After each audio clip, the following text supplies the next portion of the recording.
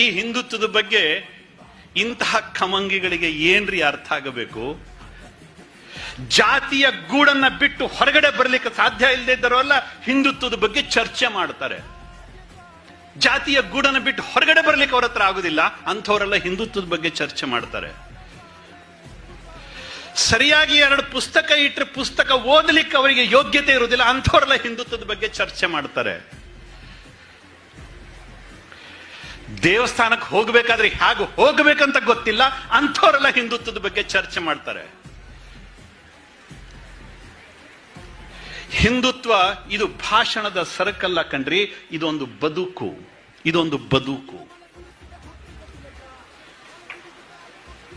ಯಾರಿಗೆ ಈ ಒಂದು ಭವ್ಯ ಬದುಕಿನ ನಂಬಿಕೆ ಇಲ್ಲ ಅಂಥವ್ರು ಹಿಂದೂಗಳಾಗ್ಲಿಕ್ಕೆ ಸಾಧ್ಯವೇ ಇಲ್ಲ. ಅವನು ಬೇಕಾದ್ರೆ ಕೇಸರಿ ಶಾಲಾರೋ ಹಾಕೊಂಡಿರ್ಲಿ, ಕೇಸರಿ ಪೇಟನಾರೋ ಹಾಕೊಂಡಿರ್ಲಿ, ಹಣೆ ತುಂಬ ಬೇಕಾದ್ರೆ ಭಸ್ಮನಾರೋ ಹಚ್ಕೊಂಡಿರ್ಲಿ, ಕುಂಕುಮನಾರೋ ಹಚ್ಕೊಂಡಿರ್ಲಿ, ಅವನು ಹಿಂದೂ ಆಗ್ಲಿಕ್ಕೆ ಸಾಧ್ಯನೇ ಇಲ್ಲ. ಯಾಕೆಂತಂದ್ರೆ ಭವ್ಯತೆಯ ಬದುಕಿನ ಕಲ್ಪನೆ ಅವನಿಗಿಲ್ಲ.